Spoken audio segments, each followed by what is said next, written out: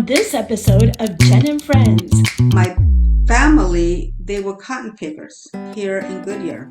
I did not know that. That's Yes. interesting. An exclusive interview with Dr. Angie Amarillas, the first Latina to get on the ballot for Goodyear City Council. Do you feel Goodyear has a vision right now, or do you feel that we're kind of trying to keep up with Keep up with the Joneses? Yeah. I hope you enjoy hearing Dr. Angie's story as much as I have. It's all about what can I give to the community. And to me, that's really important. Can you hear me? Now I can hear you. How are you? I'm doing good. Now, this is in broadcasting right now, right? No, we're not live now. Good. It's recording. It was a good morning, and the reason I want to drink 2 coffees because I went outside. It was nice outside. Oh, well, good. We'll see. I've got my cold coffee going here, so. Yes, it was nice to sit outside, and it was just really good. So awesome. I am so excited to have you here. I think this will be a fun way for us to get to know each other a little bit and for you to be able to share your platform with the community. So tell us a little bit about you. What is your day job? So I retired from the Arizona Hispanic Chamber of Commerce in December of 2023. I moved my mother in with me here in Goodyear. And so I'm retired and I wanted to really focus on the city council because I know that takes a lot of work. So I guess you can say that is my day job. And what is your doctorate in? My doctorate is a doctorate of education in organizational leadership Oh, and an emphasis in Christian ministry. okay. And where did you go to school? So I went to school at Grand Canyon University, graduated last year, May of 2023. Well, congratulations. Thank you. That's a huge achievement. Yes, it is. So Thank why you. why did you decide to get into this race? And maybe we back up a little bit. We were in the same lead class at Goodyear, is that correct? Yes. Okay. All right. What was your favorite topic in lead?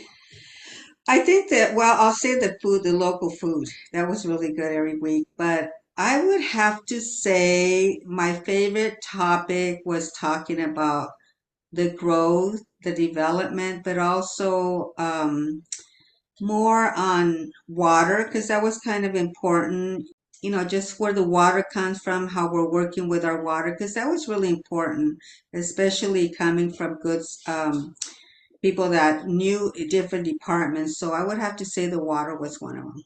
Yeah, I agree. Water is such a big issue out here. So why did you decide to take it another step further and jump in the race for city council? And the reason I decided was, first of all, the LEAD program. That was very important. Second of all, the fact that I'm a native from Arizona, born and raised in Peoria, but my family, they were cotton pickers here in Goodyear. I did not know that. That's Yes. interesting. And so my father was it's like carrying a legacy. My father was very involved with the mayor in Peoria, and he helped build the Boys and Girls Club. And also the fact that he was a board member. So, I really wanted to connect with Goodyear. When I moved here, my mother said, well, we used to work in the cotton fields here, but it wasn't, it's grown. And so to her, that was like home, if you want to call it that. And I felt really comfortable her being here. So I decided this is where I will live for the rest of my life. And I really wanted to learn and understand the community. What was their voices? Starting from old Goodyear, that's still standing, where it started, but really getting to know the people here with the growth development. And I felt like I wanted to be a voice more and give a different perspective and more diversity. Being the first Latina to run, I really wanted to really work with people and make a difference in whatever capacity they needed help with. How long have you lived in Goodyear? 4 years. 4 years. I love your story. I love the whole history. Let's talk about your family. They were cotton pickers here. You said that? Yes, my grandparents and my parents were they would pick cotton, and so they would move around. Like for example, in the summers, we would go to California and we would work in the fields. I mean, I was just a little toddler, but I remember when everybody from school was going on vacation, we were actually going on vacation to work in the fields. So they were very diligent in, working and providing for families. And so my grandparents were actually the first settlers in Peoria. So they would travel anywhere where there was, watermelon, cotton, anywhere they could find work. And so that's how it was. It's amazing. So tell me then, what is your perspective on all the growth in Goodyear? Because I moved out here 20 years ago, and the drive out to my house up in Australia was all cotton fields, and now we've got all kinds of growth coming in. So what is your perspective? What do you think about all the growth? Growth is okay.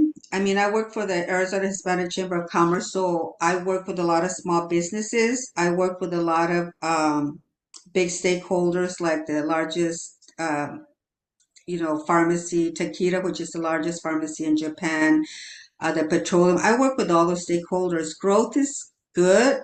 However, I think what happens is when you start looking at growth, you also have to hear what the community has to say, because a lot of community, they don't like too much growth because they want to feel like, hey, this is where I grew up. I've been canvassing a lot and I hear the community say we're growing, especially the old town of Goodyear where it first started. And to me, it's like they still want that peace. They still want more stores where they're at, and to them they're not used to the growth. So I look at both sides. I Mhm. look at both sides because growth is okay. However, I feel like we also have to look at the focus. Where did it start? How did it start? With Litchfield, Paul Litchfield, with the cotton fields, Discount Tire.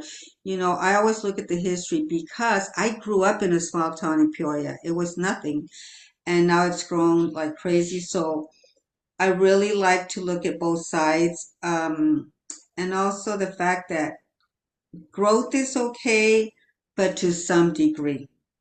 What do we really need? More businesses? Do we need more apartments? And I think that's what I look at, because I don't feel like we need to grow so much that we forget about our roots, if that makes any sense. It does. It's really interesting you say that because I served on the general plan committee last Hmm. year.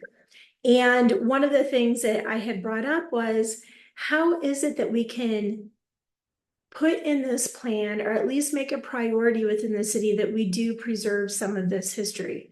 I mean, we have such rich history right here in Goodyear, as obviously the West Valley, but right here in Goodyear. And I really feel that's a priority because as the Hmm. generations go on, there are important people who built Goodyear. Exactly. Amazing things started here in Goodyear. And so how do we preserve that? Is that something that you would be interested in if you were on the council? Is that something that you would do? Yes, and I say this because when I was on the board for Peoria, so we were in the revitalization program. What we did was, we started working with artists and having these big pot holders, plants, and we would put them downtown. So if you go to Peoria, just like Glendale, they have a really, really beautiful scenery there, and people like to take walks. We still have our elderly, our baby boomers that remember those times. So I will not want to take that away now. With old Goodyear, I think historic Goodyear, I think that would be a really good thing to do, is to really bring that community back, because a lot of their children live here. Mhm. They live here in this side of Goodyear. And, just bringing that history back, or maybe adding a few stores so they don't have to drive so far. I think that would be really important and really getting connected with the community because you're talking about historic Goodyear and then us here. The plan in Peoria worked really good. We worked with the firefighters, police department, and it's really starting to look so beautiful. So I really feel like that is something that we can really, really work on. Let's talk about water. Obviously, with your background, you understand the importance of water and crops and everything happening here. Where do you stand on water heading into this race? So water is really important. Well, you can hear a podcast and say, hey, we don't have to drink this much water, take a 5-minute shower. We hear that all day. With water, I feel like there has to be big partnerships. Obviously, we budget big private partnerships. I work with a lot of private partnerships. But, I was thinking the other day, have we even ever work with our flood waters? There is a filtration system. It takes like 7 steps. I believe California did it, and I'm not even sure we do that, but that'd be something to really think about is how can we filter water coming from floods, from different, when it rains, it might be something to really think about. And, I was just thinking, what else can we do? Because as we're growing, we need more water. We have a big community now, and anything that we can do to improve it, that's one of my big things that I want to look into. Would you be in support of raising water rates if that came out of this water committee? You know, I'm not big on raising taxes Mhm. because we still have elderly, we still have people that cannot afford it, big families. I don't ever want to forget that where they can't afford it. Raising taxes, not sure. We're at 2.5% on taxes right now, the rate. And I feel like this is something we would have to really, really look into. And like I mentioned, private partnerships.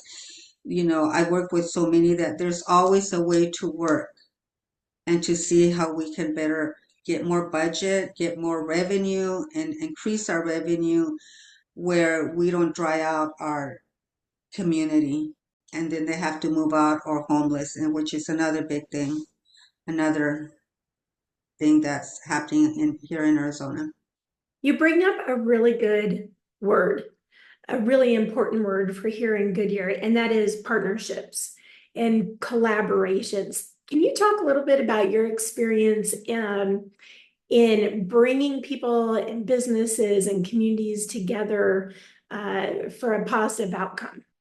Yes, so I'll give you an example. When I work with Takeda, the largest pharmaceutical in Japan, I met with them and we talked a little bit about their subdivisions. Like, for example, they were the umbrella. However, what they came to do was, you know, build the bioplasmas. We have so many bioplasmas all over. Anywhere you look in every city, you've got them. And so that's for bioplasma is where you go and then you give blood. And that's really important, especially, when people get on accidents, dialysis, whatever it might be. And so those are the things I look at because you're able to create, you're able to bring more to the valley.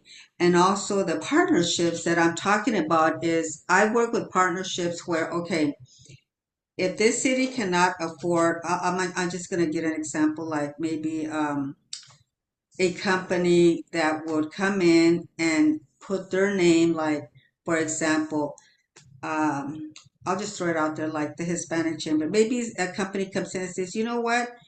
If you put my label, I will fund this building. So you don't have to use your money on the budget. And I'm big about saving money.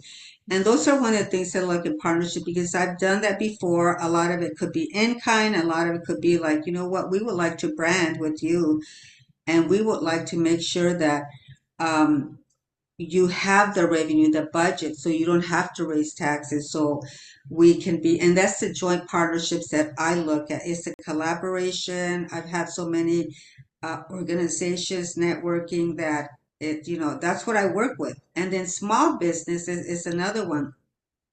I'm really big on local businesses because I feel that they are the ones that really need the help because a lot of will fail if they don't get resources. We have chambers here, Southwest Valley Chamber. We have Peoria Chamber, Arizona Hispanic Chamber of Commerce. Those are resources, grants, opportunities. And so if we can work together with a business and we can work with organizations, I think we need to be unified in that sense where this is really important. We are Goodyear, yes, but what about those companies coming in? Let's work with them together and let them be a resource for our small businesses as well. So the city of Goodyear, within the city charter, we are essentially a nonpartisan city when it comes to our elections right now. And my question is, are you affiliated with a political party? And if you are you able to kind of meet in the middle and do the consensus building for the community to come together on some of the big issues? And the reason I ask this is, my opinion is that there are issues in the city that are nonpartisan. We need clean water, we need safe streets, we need our trash to be picked up, some of those things. So, are you affiliated with a party, and how do you feel about Goodyear being a nonpartisan city? With city councils, you never want to bring politics in. You never want to, everything is political. I'm not going to lie about that. Anything, anywhere where you go, everything's political.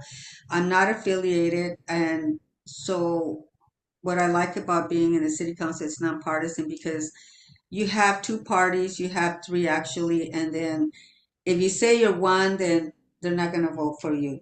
But I always look at it, I always pick from all sides. I do because it's important. This party might have something that makes a lot of sense where the other one doesn't. So I feel like it's really, really essential to really get a good ground on what exactly are we working towards. So I mentioned unity before. That's really important because we're all here for a reason. Why not work together? Just because I'm this or you're that, we're all human beings. We're all want the same thing and taking different paths. It's true. That's really true. I love that. Where do you stand with fire and police? With fire and police, I have to say that I I want to be protected. I mean, if I call a policeman, they'll be here in like not even 5 minutes because my mom got sick one day and the paramedics were here, and I think even the fire police. I like the fact that we can depend on them. I know, I mean, who are you going to call if you're in trouble? The police.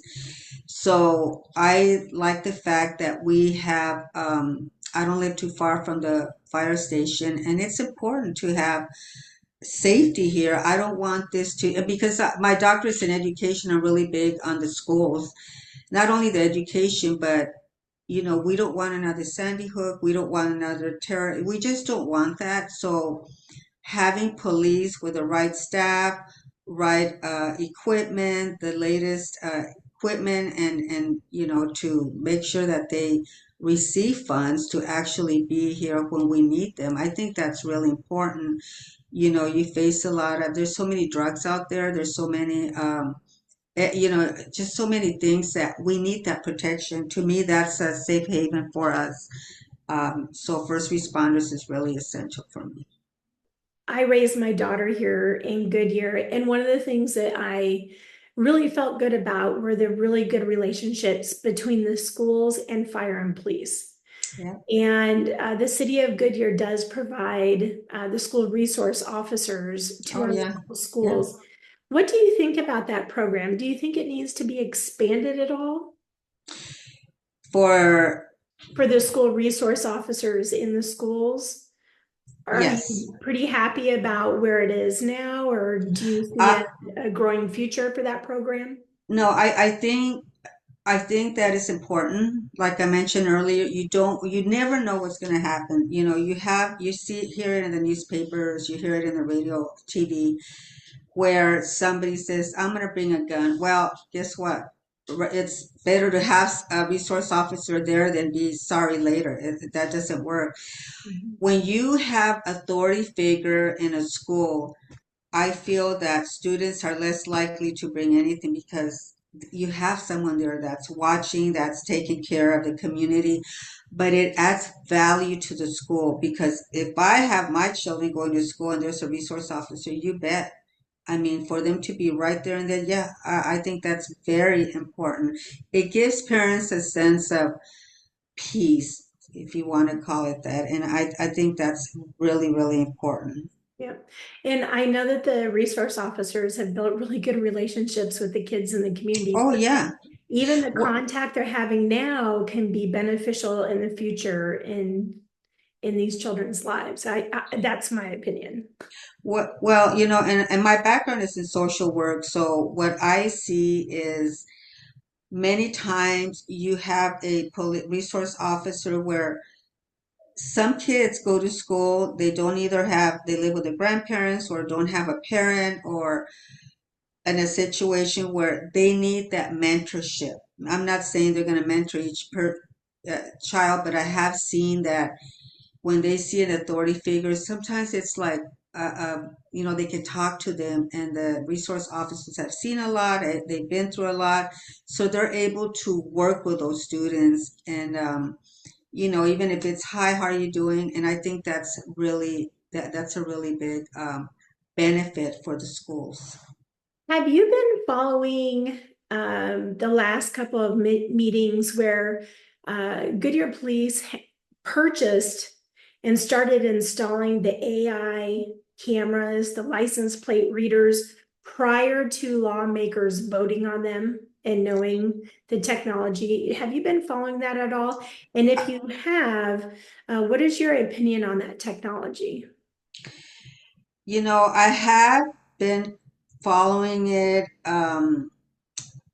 Technology is always evolving. Technology, I believe we need technology. I mean, you have kindergarten kids playing with technology. Back in my day, I didn't, I mean, it was in college. I was into the technology and computers, but technology is really important, whether it be, I mean, nowadays people take cameras, pictures.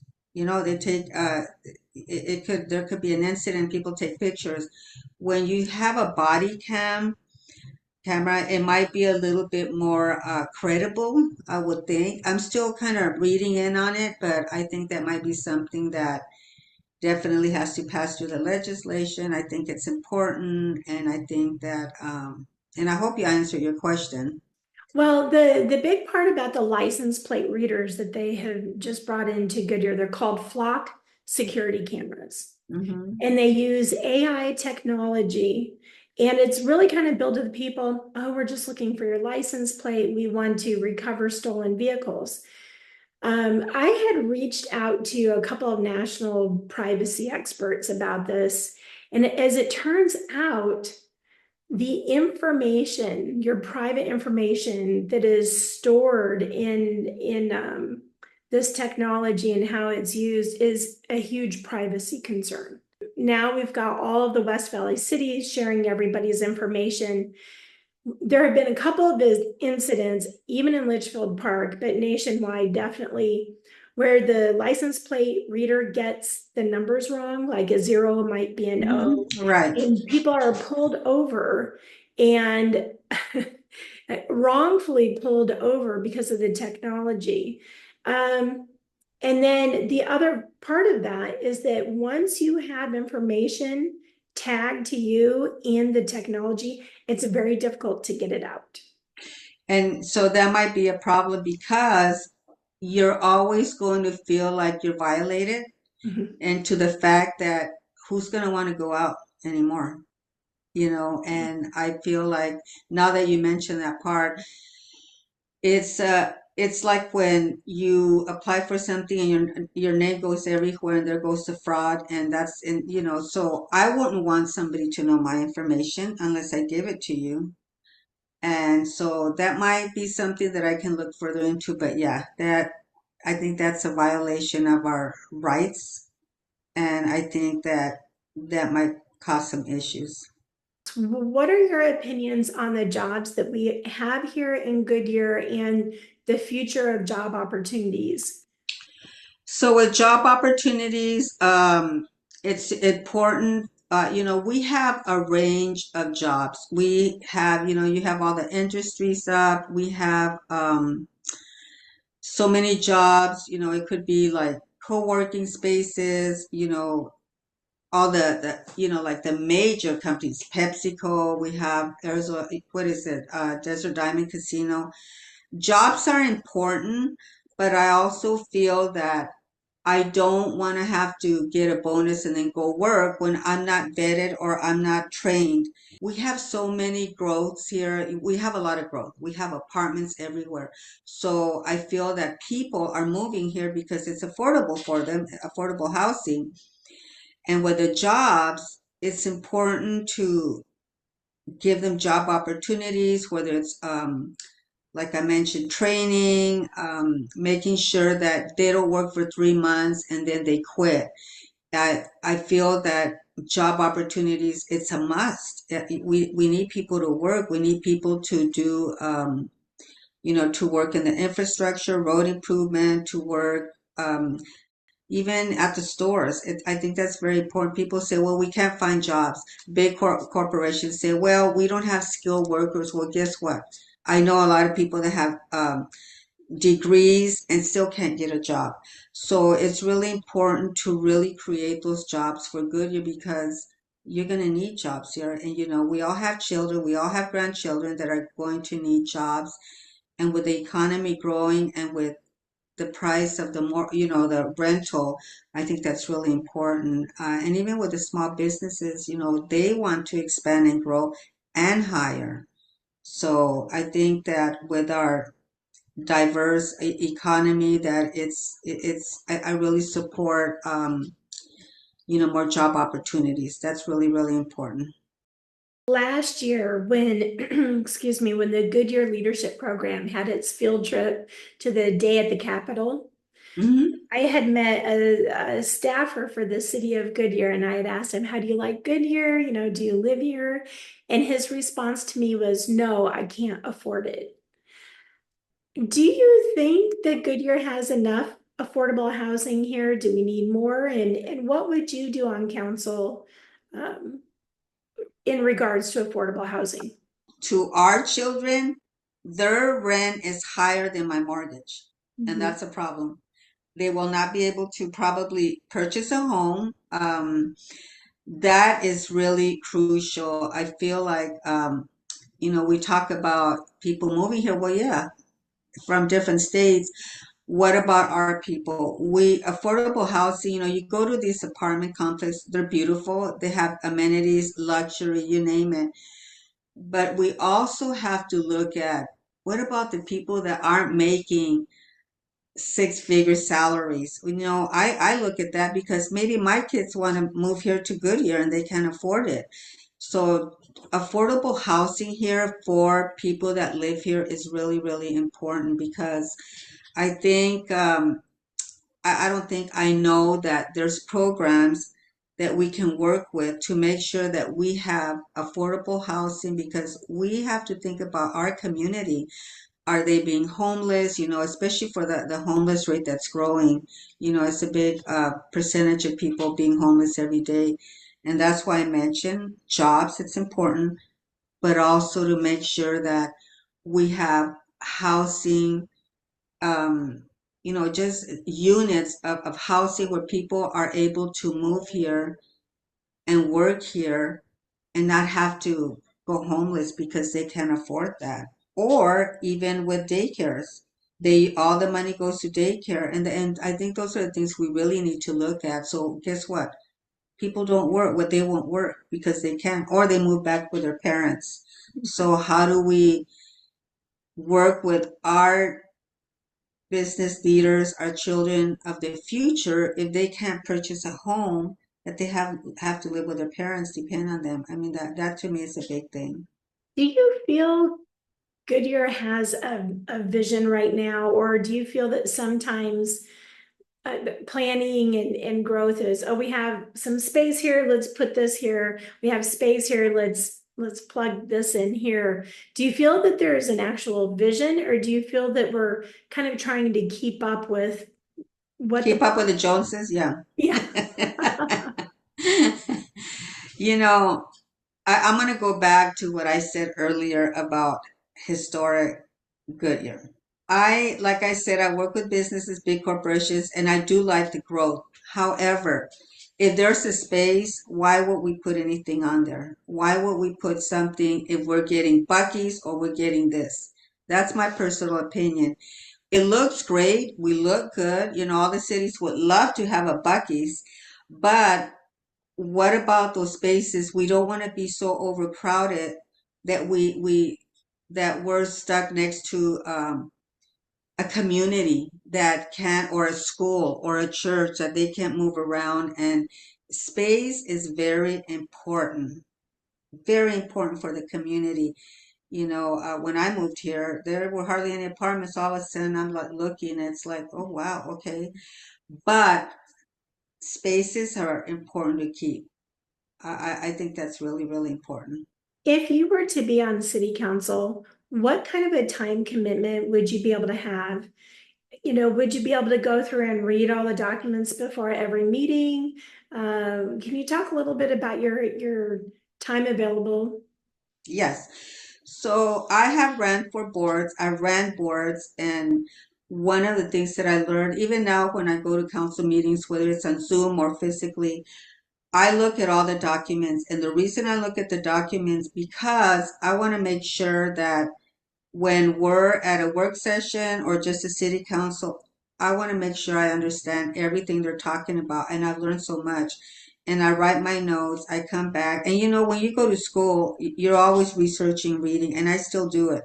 I still do that because if you are not prepared, then you might make a mistake. Let's just say you have somebody come in like, hey, you know, they're putting this by my house, the zoning and all that. So it's important to be prepared and understand what they're talking about because if you don't, there's something might go wrong, something that maybe you say or shouldn't have said that could really implicate somebody's future. What is something you really want the voters to know about you and your campaign? What I want the voters to know is that I am a genuine person. I don't like to toot my horn a lot. I could, but I don't. My leadership is really something that inspires me. You know, I've done so much community work. The Cardinals put me on a spotlight for community outreach leadership. The Black Society of Engineers gave me awards. The Suns gave me awards where I was able to go to, you know, where the basketball players were and you know, talk to them. But also, gosh, I'm thinking how many I've gotten so many awards because of my leadership, because of my achievements, because of what I've done in the community. Not only raise money for scholarships, work with big corporations, make sure that they were, like I mentioned earlier, they were resources and advocacy for our small businesses. Um, you know, so I've worked with so many organizations that one of the things that I value about myself is integrity. You know, my father and my mother taught me about good work ethics, but I'm very genuine and you know, it's all about what can I give to the community? And to me, that's really important. And I think that speaks for itself in all my achievements. I love that. I love Thank you. that. So I have a question that I'm asking everybody I'm interviewing this year. And I've been withholding the answer so I can do a special at the end of the year with everyone. But I do want to give you an opportunity to answer the question and hopefully include it in this interview. Are you ready for the question? I don't know, but let's see. Okay. The question is, are you happy? You bet. I'm happy.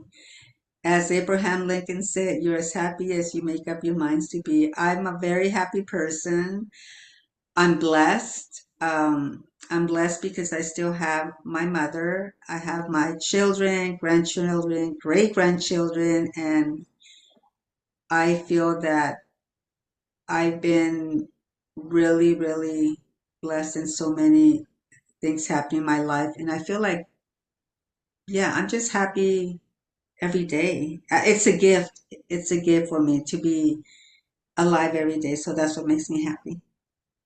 I really appreciate you taking the time to talk with me. It really means a lot to me. Thank And you. before we leave, is there anything else that you would like to add?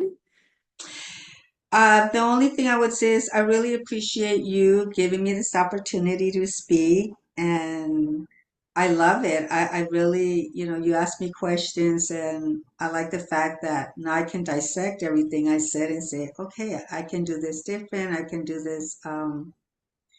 It's always room for improvement. So I really want to thank you sincerely for allowing me to talk Oh, with you this morning. well, thank you. I wish you the best of luck. Thank you. And if you think of anything that you'd like to talk about again in the future, just let me know. We'll set up another Zoom. You got it, my friend. Thank you so much. All right. Best wishes to you. Thank you. Have a good one, All Jen. right. Thank you. Bye. Bye.